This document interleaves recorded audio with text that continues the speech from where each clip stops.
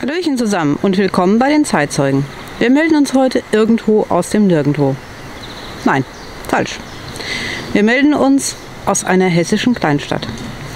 Und hier startet unser Jahresprojekt. Ihr habt es im Vorspann gesehen. Irgendwo im Nirgendwo steht eine alte Burg. Jetzt werdet ihr denken, mein Gott, ja nun, eine alte Burg. Nein, diese Burg ist etwas Besonderes. Diese Burg wurde an einen amerikanischen Staatsbürger verkauft.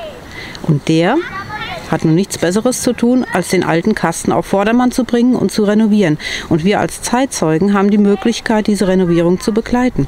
Das heißt, ihr seht bei uns über das Jahr verteilt, wie aus einem Lost Place ein nicht mehr Lost Place wird. Unsere Schüler werden Interviews führen mit dem Burgherrn. Aber das nicht auf Deutsch, sondern, da wir ja auch einen gewissen Bildungsauftrag haben, auf Englisch.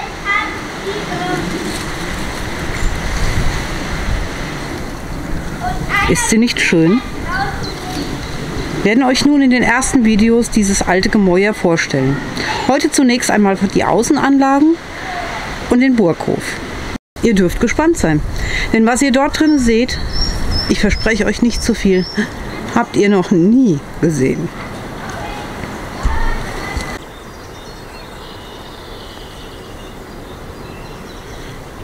Wisst ihr übrigens, was das da oben für ein kleines Fensterlein ist, das so ins Nichts führt? Also früher, bei den alten Burgen, wurden so die Aborte, sprich die Toiletten gebaut. Heißt, da wo ihr jetzt diese kleinen Vorsprünge seht, ja, gingen Balken drüber, das Ganze meistens noch so ein bisschen eingezimmert mit Holz und dann erledigte man sein Geschäft quasi nach draußen. Wer dann darunter durchging, der hatte dann, also im wahrsten Sinne des Wortes, die Arschkarte gezogen, sprich Pech gehabt, weil Platsch. Aber so wurde das eben früher gebaut.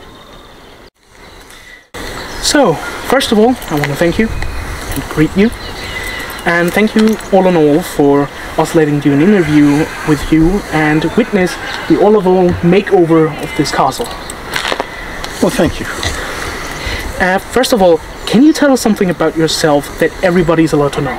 Sure. So, I'm an American. I'm retired. And shortly before I retired, purchased the Burg. When I first came here, I was very unhappy that a historical monument like this was in such bad condition. No one had taken care of it, from what I can tell, for many years. I know in the 1960s, or at least it's my understanding in the 1960s, that a Dr. Brandt purchased the location at a relatively cheap price and invested a lot of money. He did a lot of work here. The Burg doesn't have a roof. The metal roof that was put on in the 1960s was leaking when I purchased it. Spoke with the former owner, nice gentleman. He didn't live here. Another gentleman lived here who apparently did not take good care of the place at all. That's sad to hear. Being an American, I find it very irresponsible. We don't have a Burgs or Burgen. We don't have Schlossen in America. You know, we got McDonald's, we got Burger Kings. You know, we have 7-Elevens, but we don't have 650-year-old what I refer to as medieval fortress, which is kind of what this is. I was talking about the cannon attacks. He was trying to show something. Right. So one can see this large bulge on the construction of the this side of the Burg, and that is full of rock and dirt. And the reason it was constructed like that was to help withstand any type of artillery coming from this side of the high ground. He says, you know, during assaults it's much easier to attack from the high ground down than trying to attack from low ground up. Definitely. So that's why that is there. Okay, that's very interesting. That I never heard of something like that before. I knew that using the high ground in like a sort of like war, that's not really war, just an attack on a castle, is way better than from down low, but I never knew that something like that was constructed. You were talking about the previous owner and what he already like made over new. So the previous owner, as mentioned, didn't live here. He had a gentleman who did live here. I don't believe the gentleman did not take particularly good care of the castle. And that's me trying to be nice. Okay, I understand. I'd like to restore the Burg to the way it was initially, or at least to the point when it still had a roof on it. And that's just one of the projects. And on top of this, the Unterburg, there should be another floor. There's the entire floor? The entire floor. So this corner, and if I could get sponsors, matter of fact, maybe that's part of our conversation. Mm-hmm. If I could get sponsors to help, one floor on top of this, it would probably be another 5 meters high. It's just 4 walls, 5 meters high, a meter and a half thick of stone. We could do something with this place. But it comes down to two things. It comes down to authorities, and it comes down to resources, which is money. Neither of which do I have right now, so. Yeah, I guess so. You probably are very glad for every helping hand, like you said, sponsors to help you rebuild this historic place, because it's a thing that multiple people should be annoyed of, that something that once was this great was come down to entire ruins. Yeah. It's just ruins. You can't make it. Well, it looks bad from the outside. It's pretty nice inside. It's hurting me to hear about the state that it looks from the outside. Like you said, it's very like comfy. It looks good on the inside. My plan here is a long-term plan. 25 years. Considering it was in bad condition for hundreds of years, I don't think it's unreasonable to expect the rebuilding of this, or the reconstruction, or the renovating of it to take a couple of decades. You need to have the help of the authorities to rebuild this castle out of your own pocket, like it's your own money. You don't have unlimited money. It's not that. It is my own money. So I'm retired. So what little money I have, I pay. I'm still paying off what I owe the former owner, and what little money I have remaining, I utilize to try to make this place better. We refer to this as the outer garden. On the other side of that wall is what we would eventually like someday to become a beer garden. And then there are 2 further gardens out back on the other side of the Untertitel. So you have 4 gardens, and one of them is supposed to become a beer garden. Back there, if I can ascertain the proper authorities and money, that could be a nice, relaxing area for a beer garden for people to come, in the afternoon, have a drink, coffee, tea, beer, water, whatever, and just relax. It's relaxing. It's nice. That's a great idea. Thank you. I have one or two occasionally. It's more of a wholesome idea if I think about it, because many people are probably thinking how cool it would be to just sit here, relaxing. So now we are in the chapel part of the castle. Want to say anything in particular that you want to share with us? So 2 years ago, you could not walk into this room. There were rocks up the wall that went all the way to the entrance, so almost immediately upon entering, you were climbing over rocks. So we had to move all the rocks out to begin with. I don't know why somebody stored rocks in here. I don't know. Doesn't matter. And above us is a terrace, which where we barbecue at the end of a hard day. But we would like to